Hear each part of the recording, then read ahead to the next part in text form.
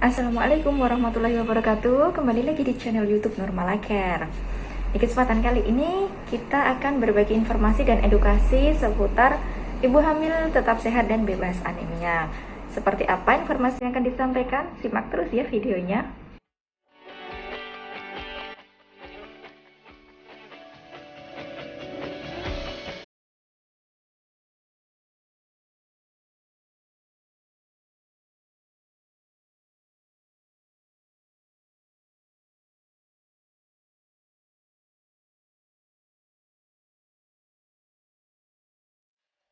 Halo, Assalamualaikum warahmatullahi wabarakatuh. Bagaimana kabarnya hari ini? Semoga semuanya tetap sehat ya. Kemudian hari ini kita akan berbagi informasi dan edukasi seputar ibu hamil tetap sehat bebas anemia. Nah, ini yang banyak orang mungkin belum tahu ya, sebetulnya apa sih anemia itu? Jadi anemia itu adalah kondisi di mana kadar hemoglobin dalam darah itu kurang dari normal, seperti itu ya. Nah, berapa normalnya kadar hemoglobin itu? Menurut WHO, ibu hamil ini dikatakan anemia jika pada trimester 1 dan trimester ketiga ini kadar HB-nya kurang dari 11 gram per desiliter.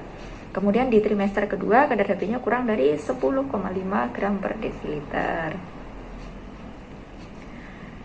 Nah, apa sih tanda-tanda ibu hamil yang mengalami anemia?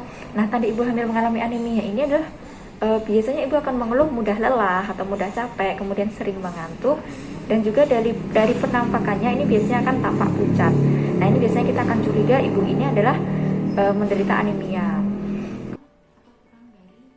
Apa yang menjadi penyebab terjadinya anemia? Anemia ini disebabkan karena banyak faktor ya.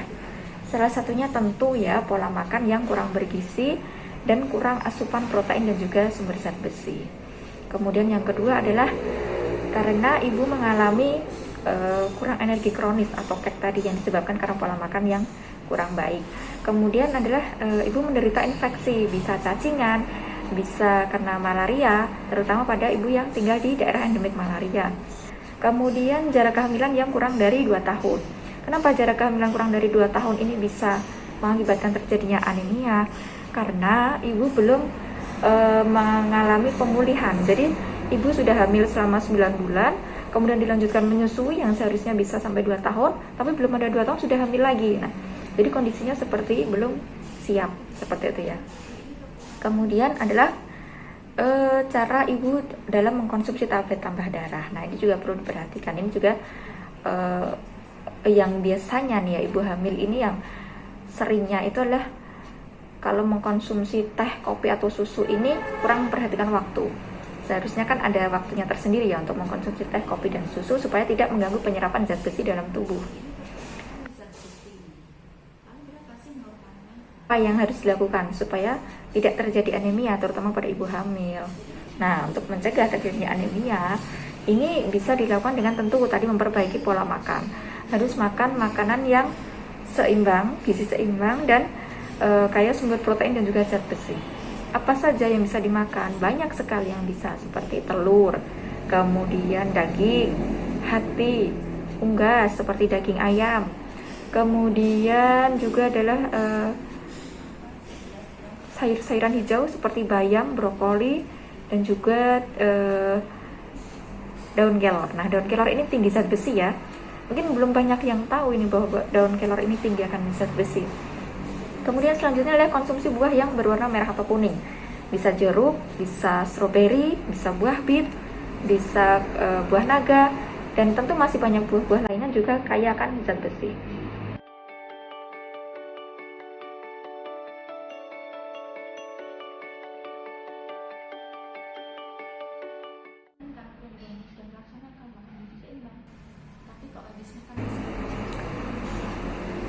Kemudian bagaimana penanganan jika ibu hamil ini sudah terlanjur anemia? Nah, ketika ibu hamil ini ditemukan sudah dalam kondisi anemia, maka penanganannya ini perlu diperhatikan karena antara satu orang dengan orang lain penanganannya bisa berbeda, tergantung dari berapa usia kehamilannya dan bagaimana kondisi anemianya.